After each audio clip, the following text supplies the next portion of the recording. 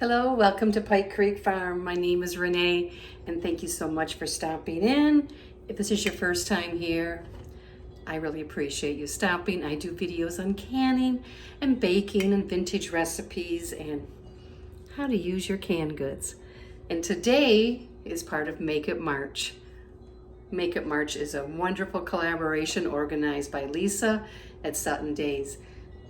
She will have a playlist, and every day of the week for March, there will be a new video using things that we can.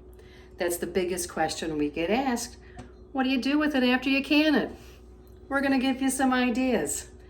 I'm gonna be every Saturday, and so please stop and watch Sunday, Monday, Tuesday, Wednesday, Thursday, and Friday too, because they're all gonna be great. Lisa has organized some of the best channels to do this, in my opinion. And then what happens is, on the last day of March, she's gonna have a live giveaway and give away a pressure canner. Yes, so then you can can your own items and know how to use them. So today I am using, back in January, I did beef roast in a jar, pot roast in a jar, kind of like a stew, basically. And I am going to show how I'm going to make a gravy out of the juice that's here. I'll probably have to add some more because I'm going to make dumplings to go on top. So it's going to be this nice warm stew with these homemade dumplings. If you don't want to make homemade, you can use Bisquick.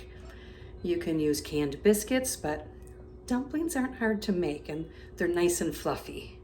And they go so good with the flavor of this. It is gonna be good.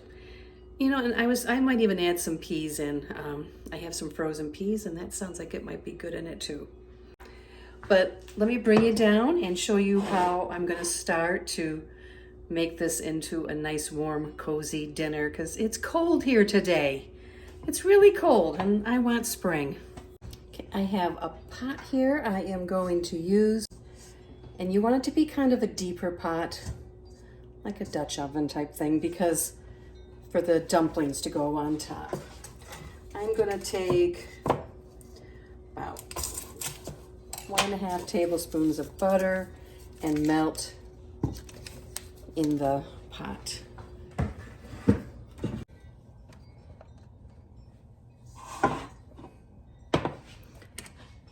I'm also going to now open up my jars of the roast. Did you hear that nice seal? 4-jar lid.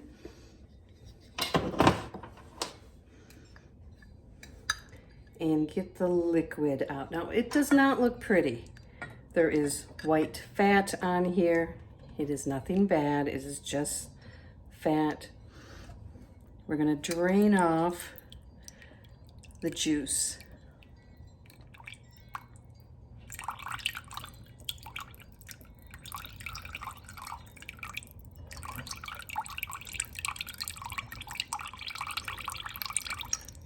Scoop some of the fat in too.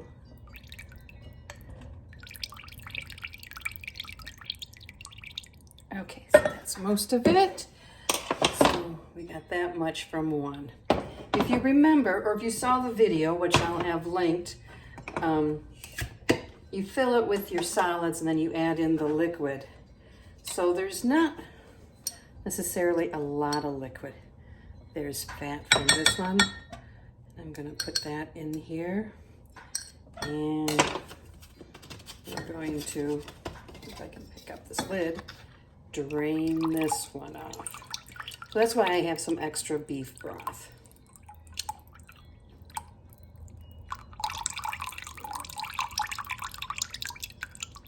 Because we're gonna want more gravy than that.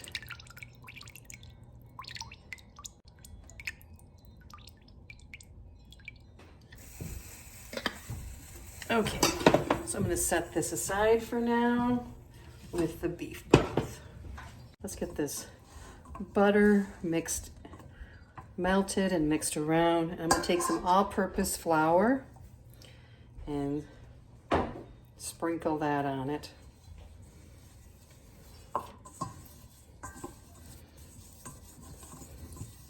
If I have to, I'll add more butter.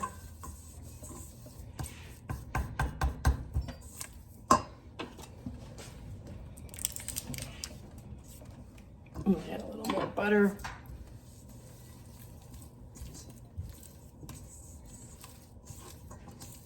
So we want this to get nice and bubbly.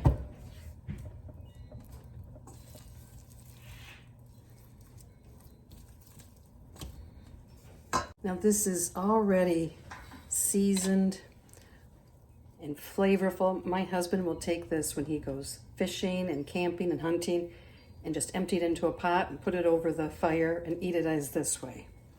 He likes it just like that. Okay, see, this is getting nice and bubbly now.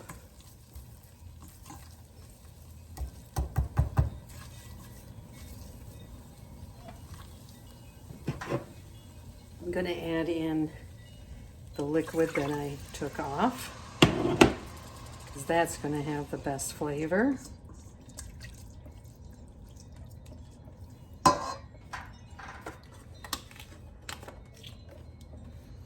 And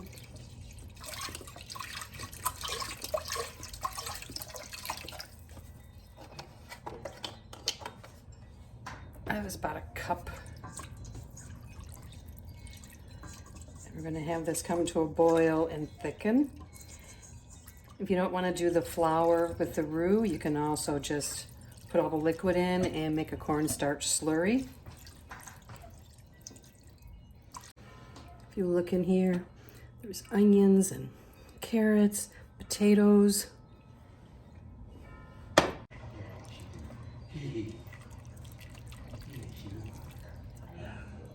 Okay, it's up to a boil. I'm going to turn it down now.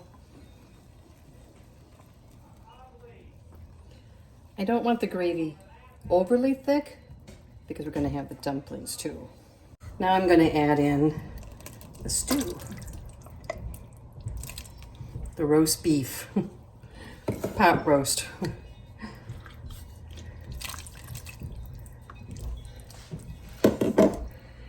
And it has nice big chunks of the meat. And I'm gonna scrape and get all the good stuff out of these jars. I don't wanna leave any of that goodness in here, any of this flavor and seasoning. We'll let this cook together. I'm going to add some peas. I like the bright green of peas.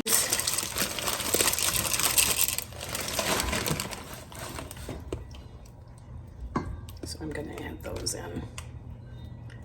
Not a ton, just enough to give it a pop of color. So now we're going to let this simmer, and we're going to make our dumplings that will go. We bring this to a boil then and put the dumplings on top, put the lid on for 10 minutes, and then off for 10 minutes, and then they're done. Something I just remembered, there was a little piece of bay leaf. So look for that bay leaf that was in each jar if you make this. The only seasoning I am going to add is some Worcestershire sauce. Just a couple shakes. I just like that little bit of a zip it gives. Now we're going to make the dumplings. I have 2 cups of all-purpose flour in here, and I'm going to add 1 tablespoon of baking powder, make sure it's fresh, and 1 teaspoon of baking soda, and 1/2 teaspoon of salt. So we're going to mix those dry ingredients together. And then I have 3 tablespoons of shortening that we are going to cut in till it gets kind of crumbly, you know that, so it's evenly dispersed.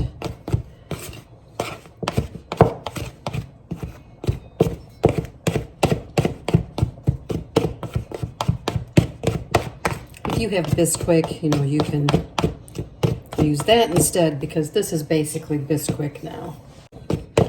That would also be great served over biscuits, with mashed potatoes, with noodles added in, over, you know, rice, make a rice bowl. So I think we're about there. It's looking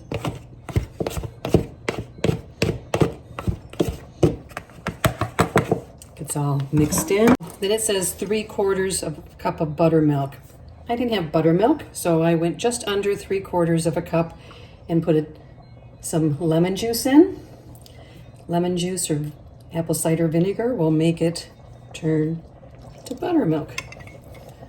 My mom taught me that years ago. Buttermilk is great, you know, but we didn't have it a lot growing up. I think if you're in the South, it's very common just to always keep it. Now we're going to mix this till it's just combined. You don't want to overdo it.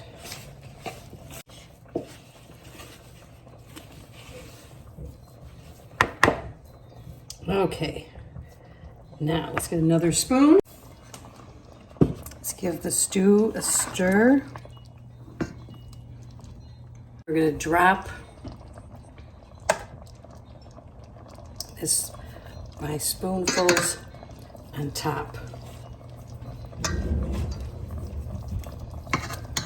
And cover the whole top with these dumplings. Sometimes I'll add parsley into them, or a little bit of garlic.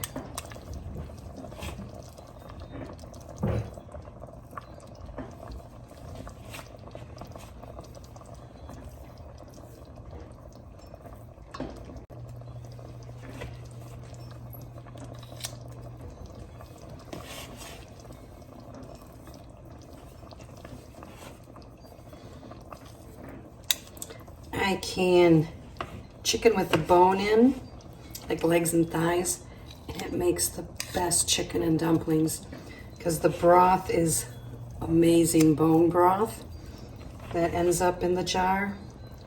Oh, just amazing. And these are the kind of dumplings I use for that.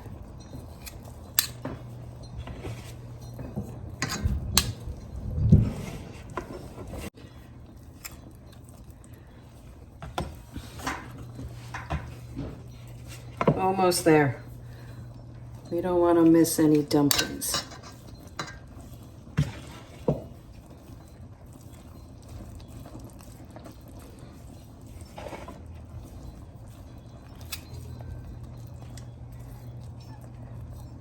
There we go.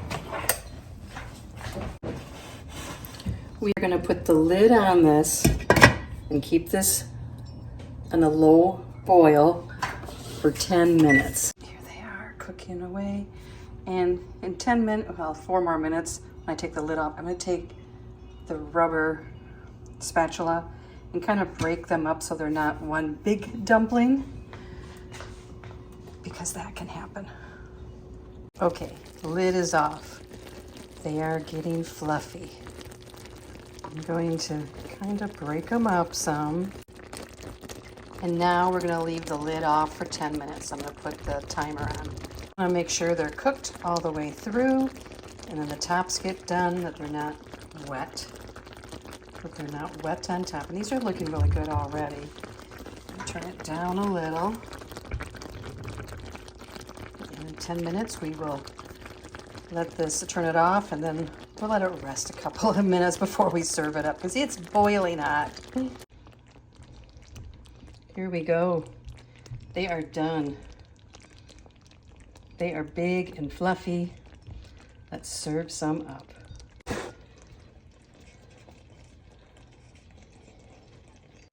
And look at how tender that beef is. And these are fluffy. Okay, let's try a taste test.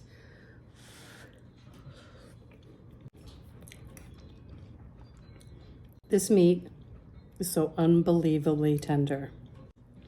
I will have the directions for the dumplings down below, and I will also have the video linked for the pot roast in a jar.